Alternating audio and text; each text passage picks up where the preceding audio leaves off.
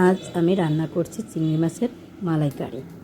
আমি একটি কড়াইয়ে পরিমাণ মতন তেল দেব। তেলটা গরম হলে দিয়ে দেবো এতে পেঁয়াজ কুচি। পেঁয়াজ কুচিটা দিয়ে একটু নেড়ে চেড়ে দেবো যতক্ষণ বাদামি কালার না হয়।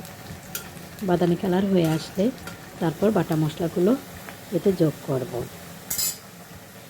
পেঁয়াজটা প্রায় বাদামি কালার হয়ে গেছে, এবার দিয়ে দেবো বাটা মশলাগুলো। পেঁয়াজ বাটা, রসুন বাটা, আদা বাটা আর জিরা বাটা দিচ্ছি, দিয়ে একটু নেড়ে নেব। সামান্য একটু নাড়াচাড়া হয়ে গেলে এবার দিয়ে দেবো একটু পানি, দিয়ে দেবো গুঁড়ো মশলা।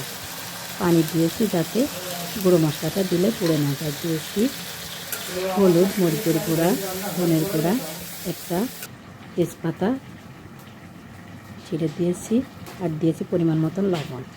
আমি অন্যদিকে মাছটাকে লবণ হলুদ মাখিয়ে অন্য একটা কড়াইয়ে ভেজে নিচ্ছি। মাছটাকে তেলে দিয়ে এপিট ওপিট করে সুন্দর করে লাল লাল করে ভেজে নেব। অন্যদিকে আমার মশলাটা কষানো হচ্ছে। মাছটা খুব বেশি ভাজা লাগবে না, একটু এপিট ওপিট করে লাল লাল করে ভেজে নিলেই হবে। আমি মাছটা উল্টে দিচ্ছি, এক পিঠ হয়ে গেছে, অন্য পিঠ হলে নামিয়ে নেব।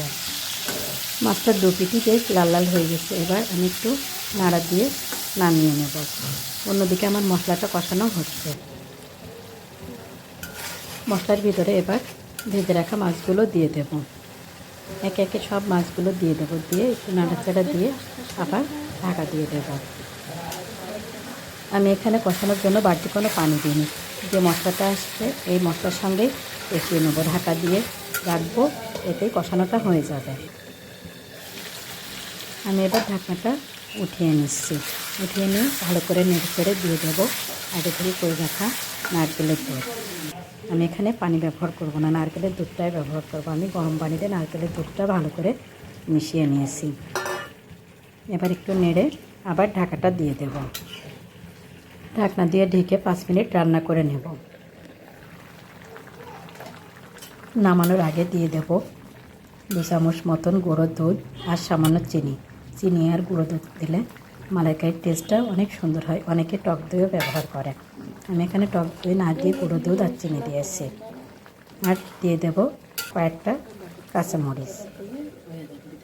কাঁচামরিচটা দিয়ে আমি বেশিক্ষণ রাখবো না চুলায়, 1-1.5 মিনিট রেখে তারপর চুলাটা অফ করে দেব। দেখুন আমার মালাইকারিটা হয়ে গেছে, এবার নামিয়ে নেওয়ার পালা। নামিয়ে নিয়েছি মালাইকারি। আমার ভিডিওটি ভালো লাগলে লাইক, কমেন্ট, সাবস্ক্রাইব করবেন। ফেসবুক থেকে ফলো করবেন আর ইউটিউব থেকে সাবস্ক্রাইব করবেন। ধন্যবাদ।